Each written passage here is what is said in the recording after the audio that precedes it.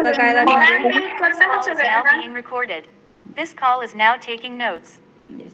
म्हणजे तुम्हाला काय लागणार आहे यासाठी? फोर्स लागणार आहे, बरोबर.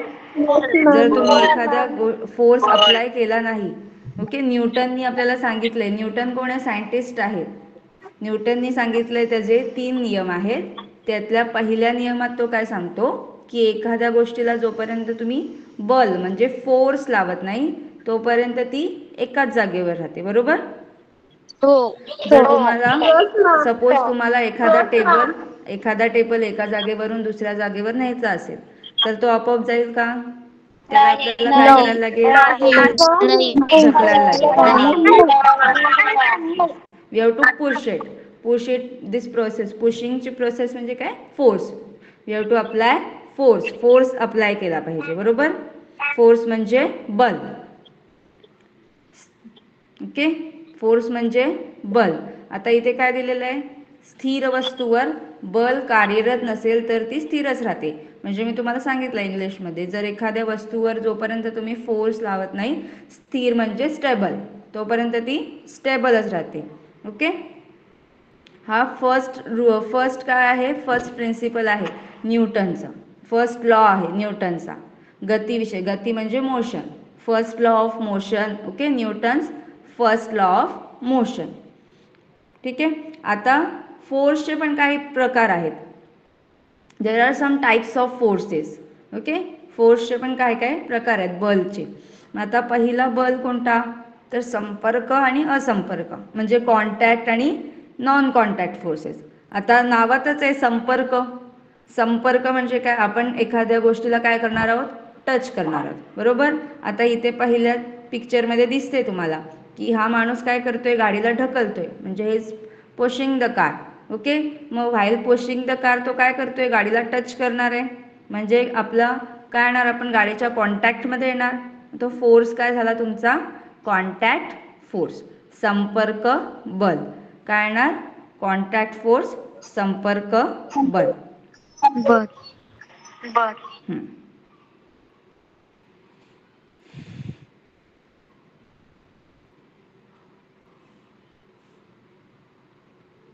आणि नॉन कॉन्टॅक्ट म्हणजे काय येणार? नॉन कॉन्टॅक्ट म्हणजे आपण ॲक्च्युअल त्याला हात न लावता काय करणार? त्याच्यामध्ये फोर्स. आता इथे बघा एक दिले मॅग्नेट. मॅग्नेट दिलंय, बरोबर. तुम्ही बघितलंय घरामध्ये आपण एखादं मॅग्नेट घेतो आणि समोर काय ठेवतो? लोखंडाची वस्तू ठेवतो, खिळे ठेवले तर आपण त्याच्या जवळ जातो का? थोडंसं लांब ठेवलं तरी खिळे काय होतात? त्याला अट्रॅक्ट होतात. काय होतात? अट्रॅक्ट होतात, बरोबर. पण तो फोर्स कसा आहे तुमचा? नॉन कॉन्टॅक्ट, असंपर्क. कसा आहे? तुम्ही ॲक्च्युअल टच नाही करत ना. हां, विदाउट टचिंग इट तुम्ही काय करता? त्या खिळ्याला किंवा कोणत्याही लोखंडी वस्तूला काय करता? अट्रॅक्ट करता. म्हणजे तो फोर्स कोणता येईल? Non contact force, okay. कोणता फोर्स येईल? Non contact force. आता हे जे वरती 3 आहेत, हे जे 3 वरती दाखवलेत ते काय आहेत? कॉन्टॅक्ट फोर्स आहेत. कुठले? Pushing the car, pulling the dog, kicking the ball, हे 3 जे आहेत ते कोणते आहेत? कॉन्टॅक्ट म्हणजे संपर्क बल. म्हणजे आपण त्याच्या ॲक्च्युअल टच करून आपण तो फोर्स अप्लाय करतो. येस. आणि हे जे 3 खाली दिलेले आहेत कोणते? मॅग्नेटिकचं दिलं आहे, मॅग्नेटचं दिलेलं आहे, आणि हा एक कंगव्याचा आहे. आपण काय करायचं? कंगवा आपल्या डोक्याला किंवा कुठेही रफ करायचा. रफ केल्यानंतर काय करतात ते? कागद अट्रॅक्ट करतात. हां, छोटे तुकडे काय करतात? त्याला अट्रॅक्ट करतात. पण आपण ॲक्च्युअल कंगवा लावलाय का कागदाला? ॲक्च्युअल आपण टच नाही केलंय, ओके. ॲक्च्युअल कोंब आपण टच नाही केलंय, ओके. विदाउट टचिंग ते काय झाले? अट्रॅक्ट झाले. म्हणून काय झालं? हा नॉन कॉन्टॅक्ट म्हणजे असंपर्क बल, ओके. आणि त्यानंतर लास्टच्या पिक्चरमध्ये काय दाखवलंय? तर नारळ काय पडतोय? खाली पडतोय, okay. Falling down, it is falling down. कुठला बल असेल बरं इथे? कुठला बल असेल? कुठला बल असेल की नारळ खालीच पडतोय? हा बरोबर, गुरुत्वाकर्षण बल, ग्रॅव्हिटेशनल फोर्स, ग्रॅव्हिटेशनल फोर्स किंवा गुरुत्वाकर्षण बल. बरोबर. आता खालून कोणी ओढलंय का? विदाउट टचिंग आहे ना, बरोबर. आपण टच केलंय का नारळ काढायला? तो आपोआप पडलाय खाली. म्हणून हा काय येईल? Non contact force. म्हणजे काय येईल? असंपर्क बल. ग्रॅव्हिटेशन. येस. फर्स्ट कोणता आहे तुमचा? Magnetic force. हा कोणता आहे? मॅग्नेटिक फोर्स आहे. चुंबकीय बल. ओके. कुठला आहे? चुंबकीय बल. त्याला काय बोलायचं? चुंबकीय बल. नंतर हा कोणता आहे? कंगव्याला जो आहे तो स्थितिक विद्युत बल, म्हणजे इंग्लिशमध्ये इलेक्ट्रोस्टॅटिक बोलतात. स्थितिक विद्युत बल. ओके. स्थितिक म्हणजे तुमचे जे हे आहेत ते स्थिर असणार आहेत, त्याच्यावर चार्जेस. आणि नंतर लास्ट आहे तुमचा गुरुत्वाकर्षण. सध्या तुम्ही हे दोन लक्षात ठेवा, चुंबकीय बल आणि गुरुत्वाकर्षण बल. हे कसे आहेत? असंपर्क बल. असंपर्क म्हणजे नॉन कॉन्टॅक्ट फोर्स. कोणते नॉन कॉन्टॅक्ट फोर्स आहेत? तर मॅग्नेटिक फोर्स आणि gravitational force. Okay. Yes ma'am. Yes ma'am.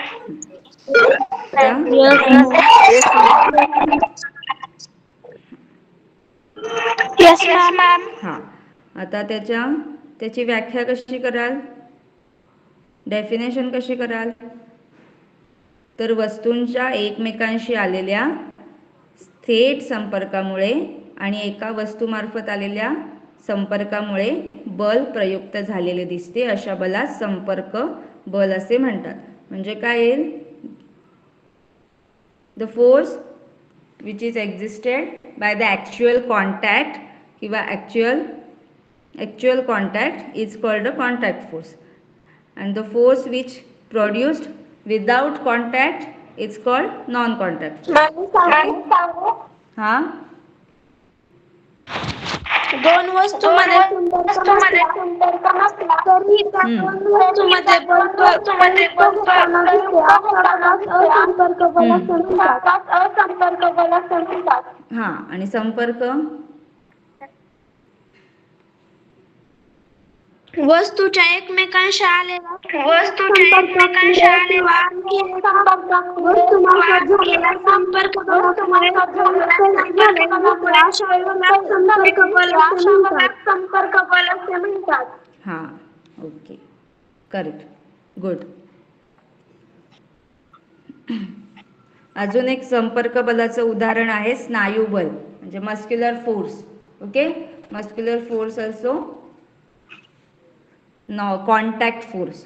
म्हणजे मस्क्युलर फोर्स मीन्स काय? आपण एखादी गोष्ट उचलतो, बरोबर, ढकलतो, तेव्हा आपल्या मस्क्युलर फोर्स अप्लाय करतो ना, बरोबर, त्याला बोलतात कॉन्टॅक्ट फोर्स.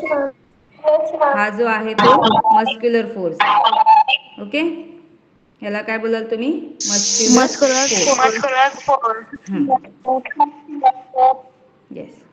म्हणजे तीन तुमचे झाले नॉन कॉन्टॅक्ट फोर्स. कोणते तीन नॉन कॉन्टॅक्ट फोर्स? तर मॅग्नेटिक फोर्स म्हणजे चुंबकीय बल, गुरुत्वीय बल म्हणजे ग्रॅव्हिटेशनल फोर्स, आणि स्थितिक विद्युत बल म्हणजे इलेक्ट्रोस्टॅटिक फोर्स.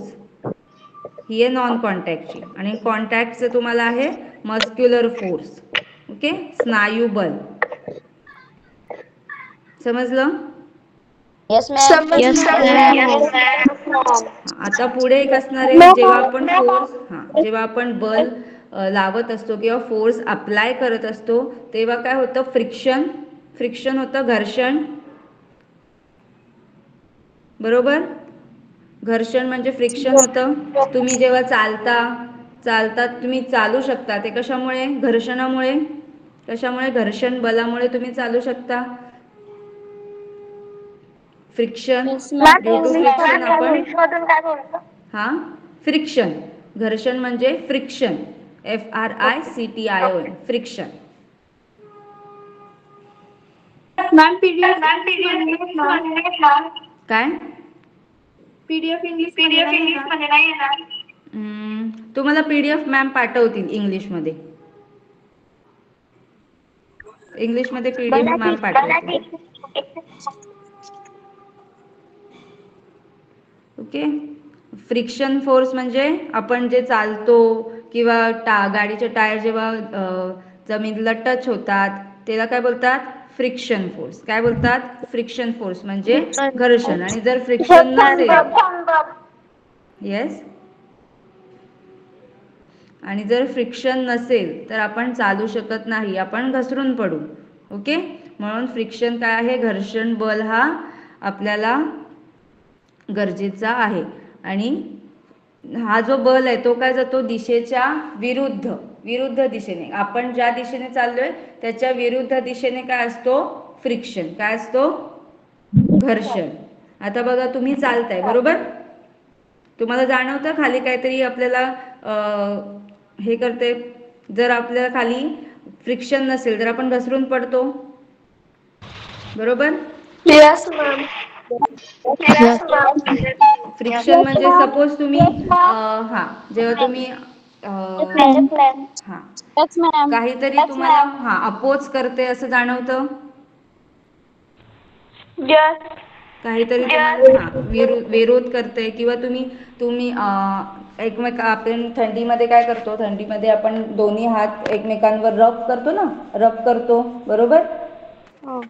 Ma'am. रब करतो आपण हात. हा तेव्हा Ma'am. हाताला तुम्हाला थोडा हातावर थोडासा तुम्हाला हे जाणवतं विरोध का? एकदम आपण स्मूथली करतो रब?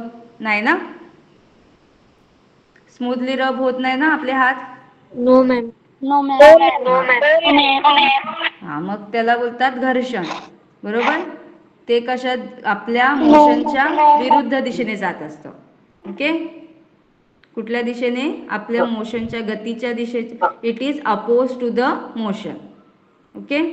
Is directed towards, is direction opposite to the motion, is direction opposite to the motion. आता इथे त्यांनी दिले हे एक्झाम्पल दिले बघा. जर रस्त्यावर केळीचं साल पडलं असेल तर काय होतं? घर्षण कमी होतं, म्हणून तुम्ही काय पडता? घसरून पडता, बरोबर. Yes. जर तेल सांडलं असेल, तेल पण सांडलं असेल तर तुम्हाला घसरण्याचे चान्सेस जास्त असतात. Yes, ma'am. तुम्ही वाळूत चालत असाल तर तुम्ही घसरून पडाल का? No, ma'am. नाही. म्हणजे तिकडे घर्षण जास्त असतं, बरोबर. म्हणजे तुमच्या पायाला, तळव्याला काहीतरी विरोध होत असतो ना पुढे जाण्यासाठी, बरोबर. म्हणजे घर्षण कुठल्या दिशेने असतं? आपण ज्या दिशेने चाललोय त्याच्या विरुद्ध दिशेने घर्षण बल काम करत असतं.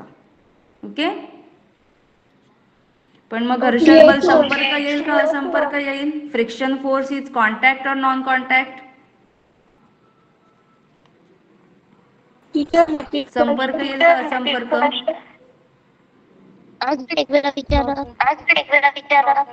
घर्षण बल हा संपर्क येईल का असंपर्क येईल? संपर्क टीचर. बरोबर, कारण आपण ऍक्च्युअल कॉन्टॅक्ट मध्ये येतो ना, म्हणून तो काय येईल? संपर्क. म्हणजे तुमचे संपर्काचे दोन एक्झाम्पल तुम्हाला भेटले. कुठलं? स्नायुबल म्हणजे मस्क्युलर फोर्स, आणि सेकंड घर्षण बल. घर्षण बल म्हणजे फ्रिक्शन फोर्स. ओके. दोन तुम्हाला एक्झाम्पल भेटले कॉन्टॅक्टचे. Okay ma'am. हा. Okay ma'am. Yes ma'am. Yes. हो मॅडम. हा. आता एक तुम्हाला इथे छोटासा काय दिलंय? असंपर्क बलाचा हे दिलंय, छोटासा एक्सपेरिमेंट दिलाय. त्या एक्सपेरिमेंट मध्ये काय करतो आपण घरी पण आपल्याकडे दोन मॅग्नेट असतील तर काय करतो? दोन मॅग्नेट दोन साईडला ठेवतो, बरोबर. मॅग्नेटला दोन पोल असतात, माहिती आहे? Yes ma'am. Yes ma'am. Magnet म्हणजे चुंबक. Not yes ma'am. कोणते पोल असतात? South and north pole. South pole आणि नॉर्थ पोल. बरं. साऊथ पोल हा साऊथ पोलला अट्रॅक्ट करतो का रिपेल करतो? Repel teacher. सेम पोल काय करतात? एकमेकांना दूर लोटतात. बरोबर, म्हणजे रिपेल करतात. Yes, ma'am. आणि आणि विरुद्ध तिथे असतात, अपोजिट विरुद्ध पोल असतात, ते एकमेकांना काय करतात, आकर्षक अट्रॅक्ट करतात, करतात. अट्रॅक्ट करतात, म्हणजे आकर्षित करतात. बरोबर. आता मग Yes. इथे त्यांनी जी एक्सपेरिमेंट दिलेला आहे, बरोबर, त्याच्यामध्ये काय आहे, नॉर्थ पुढे आहे आणि साऊथ मागे आहे. बरोबर, म्हणजे ह्याच्यात काय होईल, रिपल्शन की अट्रॅक्शन, आकर्षण होईल का लांब जातील ते, काय होईल, आकर्षण होईल. म्हणजे पुढची बॉटल जी चालली आहे त्याच्या मागे मागची बॉटल जाईल. कशामुळे जाईल, आपण ढकललं का अट्रॅक्शनमुळे. ढकललेलं नाही. तर कुठला बल आहे, मॅम असंपर्क बल.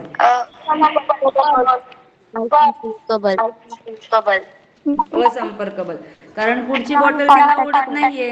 बरोबर, दोन्ही बॉटल्स ऍक्च्युअल कॉन्टॅक्ट मध्ये नाहीयेत, पण विदाउट कॉन्टॅक्ट तिथे काहीतरी बल आहे, फोर्स आहे, त्याला बोलतात नॉन कॉन्टॅक्ट फोर्स. आणि हा कुठला फोर्स आहे, मॅग्नेटिक फोर्स, चुंबकीय बल. ओके. मॅम एक मिनिट बोलू का? हा मॅम आम्हाला इंग्लिश मधून सायन्स हा इंग्लिश सांगा मधून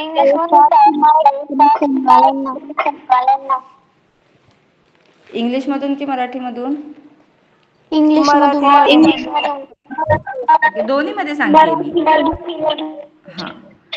मी. हा, असंपर्क बल म्हणजे नॉन कॉन्टॅक्ट फोर्स. बरोबर, नॉन कॉन्टॅक्ट फोर्स आपण तोच बघतोय इथे एक्सपेरिमेंट मध्ये. आता ह्याच्यात काय दिलंय, दोन बॉटल्स आहेत, एका बॉटलवर पुढे काय लावलंय, साऊथ पोल मागच्या साईडला आहे आणि मागच्या बॉटलवर नॉर्थ पोल पुढच्या साईडला आहे. बरोबर, दक्षिण ध्रुव आणि उत्तर ध्रुव. बरोबर, यस. मराठीमध्ये दक्षिण ध्रुव आणि उत्तर ध्रुव, आणि इंग्लिशमध्ये साऊथ पोल आणि नॉर्थ पोल. बरोबर. हा, मग आता साऊथ पोल नॉर्थ पोलला विरुद्ध ध्रुव जे असतात, अपोजिट पोल्स काय करतात, एकमेकांना आकर्षित करतात, अट्रॅक्ट करतात. बरोबर, येस मॅम. म्हणजे पुढची बॉटल मागच्या बॉटलला काय करणार, अट्रॅक्ट करणार, काय करणार, आकर्षित करणार. बरोबर. हा, मग त्याच्यामुळे पण त्यात ती ओढतीये का, काय बांधलेलं आहे का आपण त्याला, ते दोन्ही कॉन्टॅक्ट मध्ये आहेत का, नाही. हा, विदाउट कॉन्टॅक्ट तिथे काय आहे, force is created in between them, force created.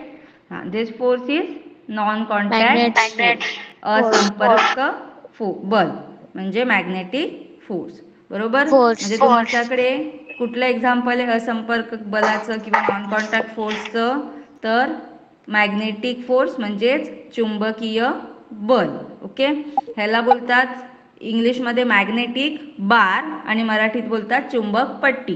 हे जे वरती दिले ना, हा ज्या शेपमध्ये जे असतं, आपल्या घरी फक्त मॅग्नेट असतं लोकल, पण आपण जेव्हा स्कूलमध्ये किंवा कॉलेजमध्ये जेव्हा आपण एक्सपेरिमेंट करतो तेव्हा जे वापरलं जातं त्याला बोलतात मॅग्नेटिक बार, म्हणजे चुंबक पट्टी.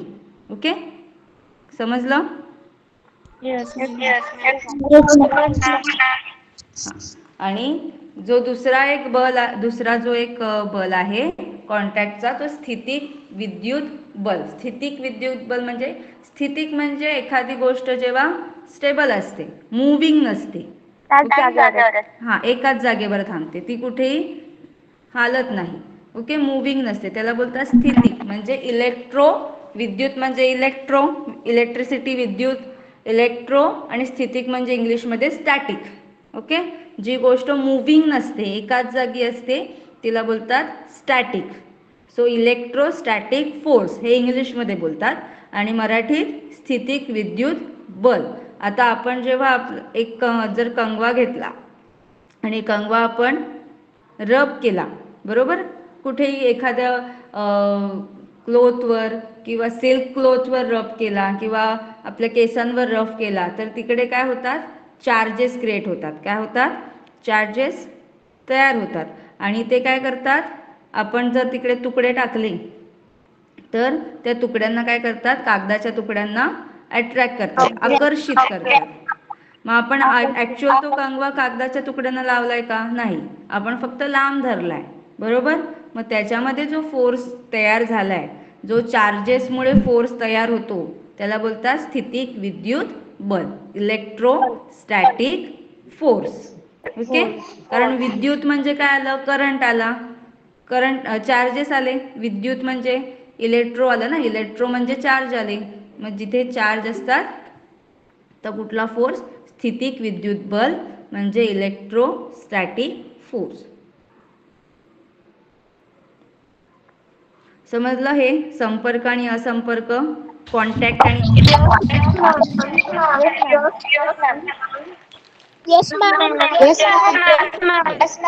आता नेक्स्ट आहे तुमचा संतुलित आणि असंतुलित, म्हणजे बॅलन्स्ड आणि अनबॅलन्स्ड. आता सपोज बघा, तुम्हाला एक टेबल मूव्ह करायचा आहे, बरोबर. पण तुम्ही एकाच बाजूनी त्याला काय केलं? पुश केलं. एकाच बाजूनी जर ढकललं तर तो एकाच साईडचा फक्त झाला फोर्स, त्याला बोलतात अनबॅलन्स्ड फोर्स. एका बाजूनेच तुम्ही घातलाय ना, दुसऱ्या बाजूने आहे का कुठला फोर्स अप्लाय केलाय का? नाही, बरोबर. तो झाला अनबॅलन्स्ड, असंतुलित. कारण एका बाजूने तुमचा फोर्स लागतोय, तुमचं जे वेट आहे ते लागतंय, पण दुसऱ्या बाजूला कोणच उभं नाहीये, तर मग ते काय होईल? अनबॅलन्स्ड होईल ना. आणि जर सपोज तुम्ही पण इकडून फोर्स लावताय आणि सेम फोर्स एखादी समोरची व्यक्ती, एक समोरचा पर्सन जो फोर्स अप्लाय करतोय, फोर्स लावतोय, बल लावतोय, तर मग दोघांचं काय होणार? दोघे विरुद्ध दिशेने बल लावतायत ना, दोन्ही विरुद्ध दिशेने बल लावतायत. म्हणजे तो टेबल जो आहे, मधला टेबल, तो काय राहील? एकाच जागी स्थिर राहील.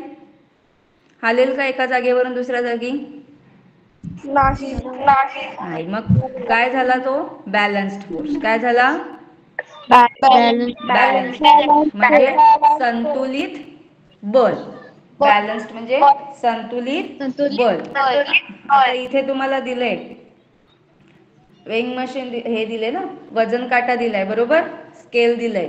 मग आता ह्याच्यात आपण जेव्हा बघतो, तुम्ही मार्केटमध्ये जाता, बरोबर, आपण काय करतो? आपल्याला जर भाजी घ्यायची असेल तर आपल्याला जेवढ्या वजनाची भाजी हवे ते वजन आपण काय करतो? त्या वजन काट्यावर ठेवतो. म्हणजे काय करतो? बॅलन्स करतो. जर बॅलन्स नाही झालं तर काय? एक साईड खाली होते, एक साईड वरती होते, बरोबर. जोपर्यंत बॅलन्स्ड होत नाही, आपण त्यात काय करतो? भाजी टाकत राहतो. आणि एका कंडिशनला काय होतं? मध्ये एकदम बॅलन्स्ड होऊन जातं. म्हणजे दोन्हीकडे फोर्स काय असतात? सेम. काय असतात? सेम. त्याला काय बोलतात? Balanced force.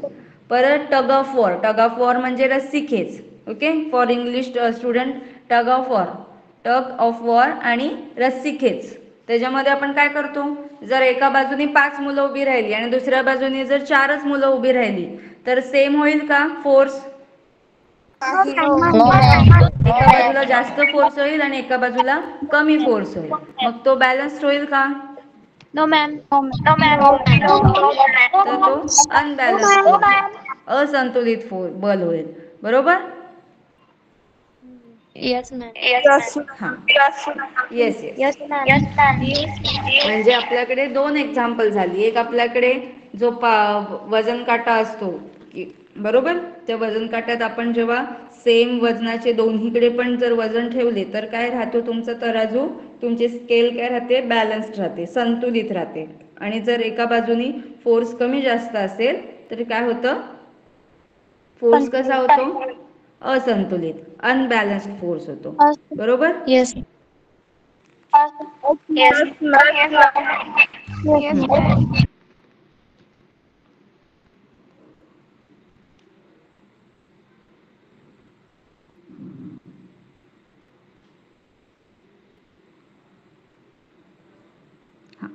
आणि तुम्हाला सदिश राशी आणि आदिश राशी माहिती आहे?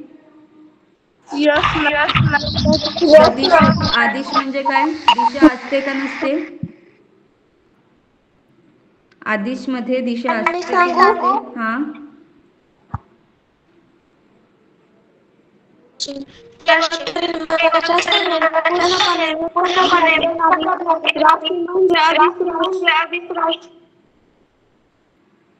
मग मॅम हे जे बल आहे ते सदिश असेल का आदिश असेल? वेक्टर असेल का स्केलर? फोर्स फोर्स जी क्वांटिटी आहे, फोर्स बल ही राशी जी आहे ती वेक्टर आहे की स्केलर आहे? हॅलो, आवाज येतोय? आवाज येतोय? नो मॅम, ब्रेक होतोय. No ma'am. Yes ma'am. हां, फोर्स जे आहे इज इट वेक्टर क्वांटिटी और स्केलर क्वांटिटी? बल जो आहे तो सदिश आहे का आदिश आहे? Scalar quantity. आताच आपण बघितलं ना, दिशा बघतो ना ह्याच्यात आपण, कुठल्या दिशेने, विरुद्ध दिशेने, बरोबर. दिशेचा अभ्यास करतो फोर्स मध्ये. फोर्स अप्लाय करताना आपण कोणत्या दिशेने केले, बरोबर, दिशा येते की नाही, म्हणजे ते काय आहे, सदिश. ज्या क्वांटिटीमध्ये, ज्या राशीमध्ये दिशा असते त्याला बोलतात सदिश. The quantity which have direction is called vector quantity. Okay, म्हणजे फोर्स काय आहे तुमची, वेक्टर क्वांटिटी आहे. कोणती क्वांटिटी आहे, वेक्टर, कारण त्याच्यामध्ये काय आहे, डिरेक्शन आहे, बरोबर. क्लिअर? Yes ma'am. हां, येस मॅम.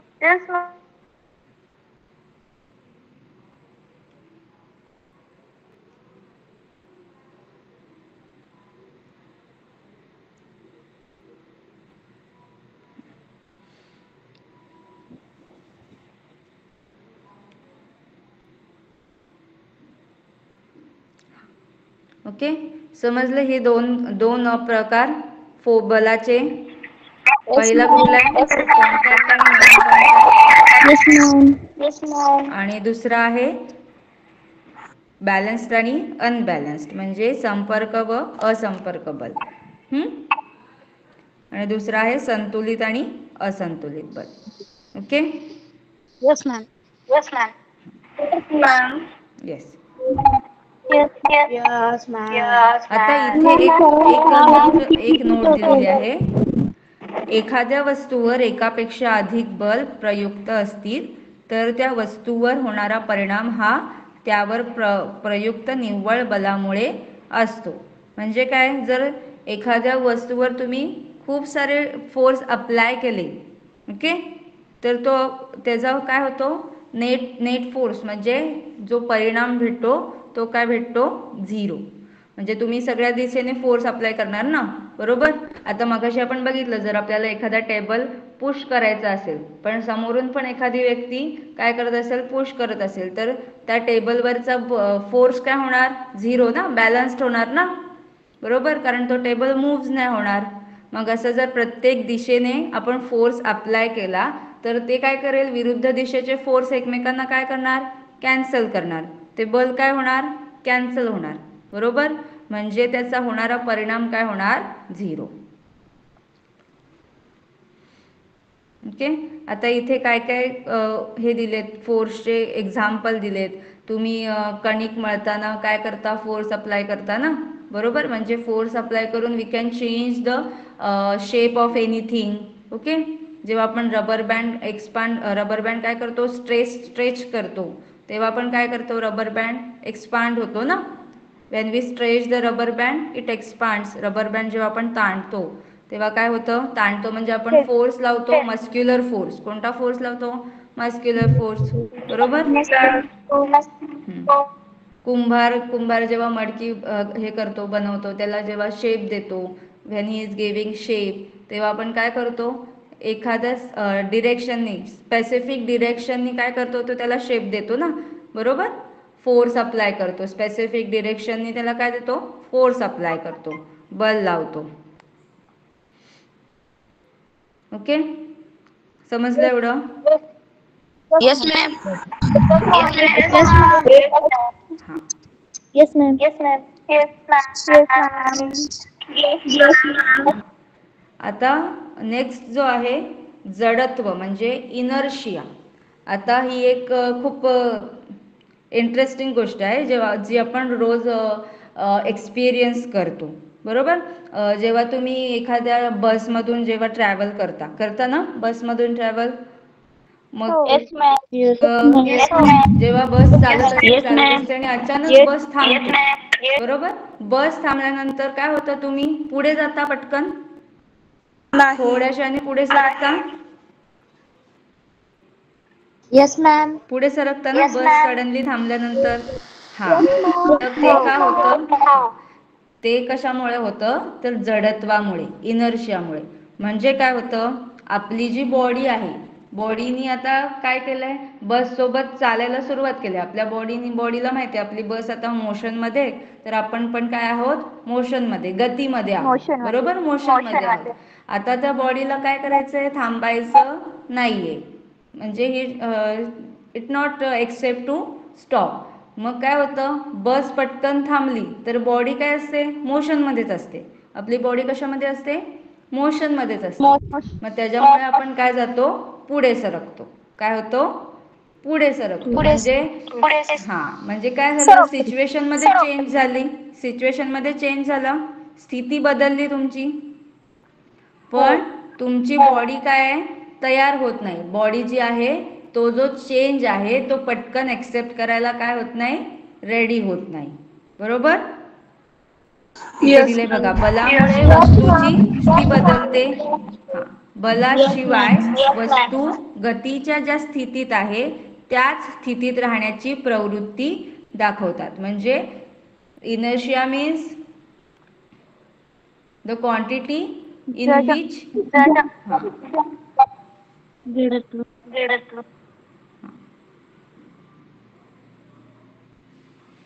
म्हणजे टेंडन्सी काय असते, the tendency of an object, tendency of an object to remains is there, okay, ज्या स्थितीमध्ये आहे. किंवा अचानक सडनली जर गाडी स्टार्ट झाली तर तुम्ही कोणत्या दिशेला जाता, पाठीच्या दिशेला जाता पटकन, बॅक साईडला जातो. बॅक साईडला. म्हणजे तुमची गाडी पुढे जाते आणि तुम्ही बॅक साईडला जाता, कारण आता गाडी थांबली, तर तुमच्या बॉडीला काय करायचे, आता रेस्ट करायचे, बरोबर. जर गाडी पण थांबले तर तुमच्या बॉडीला तर रेस्ट करायचे, बॉडीला आता चेंज नाही व्हायचंय तिच्या मोशनमधून, जे काही सिच्युएशन आहे. म्हणून मग गाडी जर अचानक स्टार्ट झाली तर तुम्ही त्याच्या अपोजिट दिशेला मूव्ह होता, बरोबर. ओके, त्याला बोलतात इनर्शिया, जडत्व. म्हणजे स्थिती, एखाद्या स्थितीमध्ये चेंज झाला, पण वस्तू काय करते, वस्तू म्हणजे आपण पण, आपल्याला काय होतं, त्याच स्थितीत राहण्याची काय असते, आपली टेंडन्सी असते.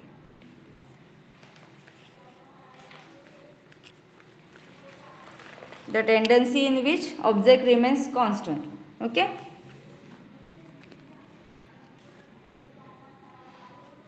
म्हणजे काय करायचंय, जर काय करतं जडत्व किंवा इनर्शिया. आता दोन अजून एक एक्झाम्पल आहेत, बरोबर. आपल्या घरी एक सिलिंग फॅन असतो आणि एक किचन मध्ये जो असतो एक फॅन, छोटा फॅन असतो, बरोबर. हा, मग त्यातला कुठला पंखा पटकन बंद होतो आणि पटकन चालू होतो, table fan. Table fan. Ceiling fan पेक्षा टेबल फॅन पटकन चालू होतो आणि पटकन बंद होतो, बरोबर. का, येस मॅम. कारण सिलिंग फॅनचे जे ब्लेड असतात, पाते असतात, ते काय असतात, मोठे असतात, लांबीला मोठे असतात कम्पेअर केले तर. टेबल फॅनचे काय असतात, टेबल फॅन किंवा एक्झॉस्ट फॅनचे जे पाते असतात ते काय असतात, ब्लेड छोटे असतात, बरोबर. म्हणजे त्याच्यात जो बदल होणार आहे त्याला जी अपोज करणार आहे, बरोबर, अपोजिशन साठी त्याला जे बल लागणार आहे ते कमी असतं. म्हणून मग तो पंखा पटकन चालू होतो किंवा पटकन बंद होतो. म्हणजे त्याचा अपोजिशन करण्याची पॉवर कमी आहे, म्हणजे त्याचा इनर्शिया कमी आहे. इनर्शिया म्हणजे काय करायचं, इनर्शिया म्हणजे एवढंच लक्षात ठेवा की जो चेंज होतोय, ओके, स्थितीमध्ये जो चेंज होतोय त्याला काय करायचं, अपोज करायचं, म्हणजे पटकन चेंज नाही व्हायचं. ओके, म्हणजे आपला सिलिंग फॅन असतो, सिलिंग फॅन मोठा असतो, त्याच्या ब्लेड्स मोठ्या असतात, त्याच्यामुळे तो चालू व्हायला किंवा बंद व्हायला जास्त वेळ घेतो, म्हणजे त्याच्याकडे इनर्शिया काय आहे, जास्त आहे. इनर्शिया किंवा जडत्व काय आहे, जास्त आहे. ओके. आणि जो आपण एक्झॉस्ट फॅन बघतो, एक्झॉस्ट फॅन किंवा टेबल फॅन बघतो, त्याचं इनर्शिया काय आहे, त्याच्याशी जर कम्पेअर केलं सिलिंग फॅनशी, तर त्याचं इनर्शिया काय आहे, कमी आहे. ओके. Yes, ma'am. हां. Yes, ma'am. Yes. Yes, ma'am. हां. Yes, ma'am. इनर्शिया म्हणजे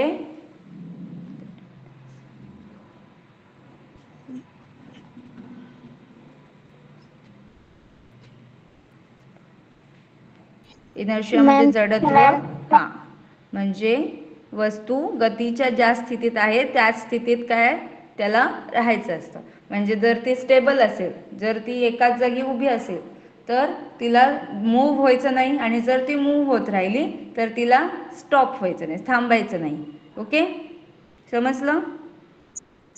आणि Yes. आपण हे जेव्हा आपण ट्रॅव्हलिंग करतो ट्रेनमधून किंवा बसमधून, कशातून आपण ट्रॅव्हलिंग करतो, तेव्हा आपण हे एक्सपिरियन्स करतो. ओके, तर तुमच्या लक्षात राहील, जेव्हा आपण ट्रॅव्हलिंग करतो तेव्हा मुद्दाम ऑब्झर्व करा की हे काय असतं, इनर्शिया. ओके, म्हणजे आपली बॉडी पटकन तो चेंज एक्सेप्ट करत नाही. Yes, ma'am. Okay. Yes, ma'am.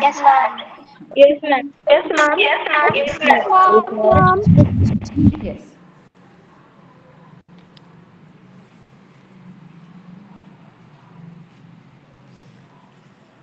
Ma'am. आता इंग्लिशमध्ये फक्त कसं लक्षात ठेवा, inertia is the tendency of an body which oppose the change. Okay, which oppose the change म्हणजे जो चेंज होतो त्याला अपोज करायचं. ओके, रँडमली जस्ट लक्षात ठेवा. ओके. हां. Yes. Yes. Yes. Oh. Yes. बल समजलं. बरं, बलचं युनिट एकक काय आहे, फोर्सचं युनिट आपण कशामध्ये मोजतो, फोर्स कशामध्ये मोजतो माहिती आहे का.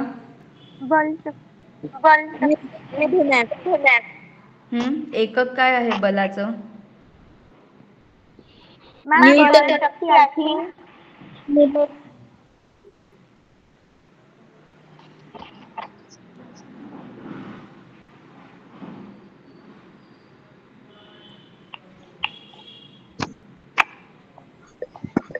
न्यूटन. बलाचं फोर्सचं युनिट काय आहे, न्यूटन. ओके, लक्षात राहील.